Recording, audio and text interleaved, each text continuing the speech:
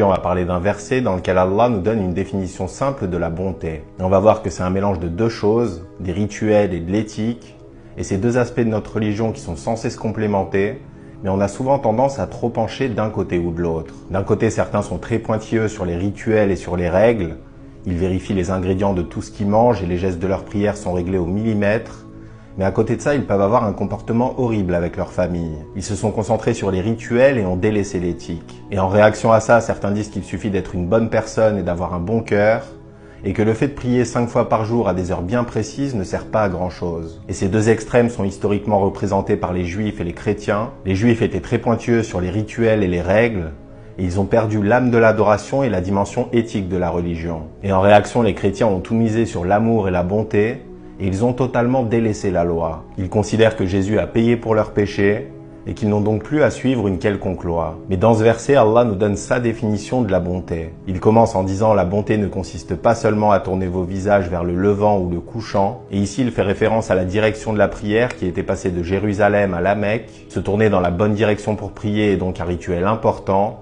Mais la bonté ne se limite pas à ça. Allah continue en disant « Mais la bonté est de croire en Allah et au jour dernier, parce que quelqu'un qui croit en Allah sait qu'il a un maître, que ce maître le jugera, et que de ce jugement dépendra sa destination finale. Et ce mélange de crainte et d'espoir le poussera naturellement à faire le bien et à devenir meilleur. » Puis il dit « Croire aux anges, aux livres et aux prophètes, et ces trois éléments représentent la révélation, parce que les anges descendent le livre et le transmettent aux prophètes. Et la révélation sera le guide qui permettra à l'humanité de satisfaire Allah et d'être parmi les gagnants le jour du jugement. Puis Allah passe à l'éthique et à notre rapport à l'humanité. Il dit de donner de ses biens, quelque amour qu'on en ait, aux proches, aux nécessiteux, aux voyageurs, à ceux qui demandent de l'aide et pour délier les joues. Donc c'est de l'éthique de base, être bon envers son prochain en commençant par nos familles et nos proches, et dépenser de ce qu'Allah nous a attribué pour aider les autres. Puis Allah revient à des rituels, il dit d'accomplir la prière et d'acquitter la zakat, donc le minimum pratique demandé à tout musulman,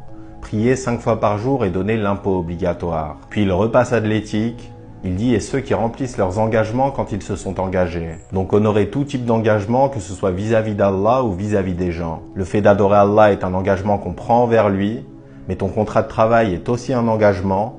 Tu t'es engagé à faire tant d'heures par semaine et à bien faire ton travail. Et pour finir, la bonté est le fait d'être constant dans tous ses engagements, quelles que soient les circonstances. Allah dit ceux qui persévèrent dans la misère, la maladie et quand les combats font rage. Et ceux-là sont les vrais gagnants. Allah conclut en disant les voilà les véridiques et les voilà les vrais pieux. Qu'Allah nous compte parmi eux. Salam alaikum wa rahmatullahi.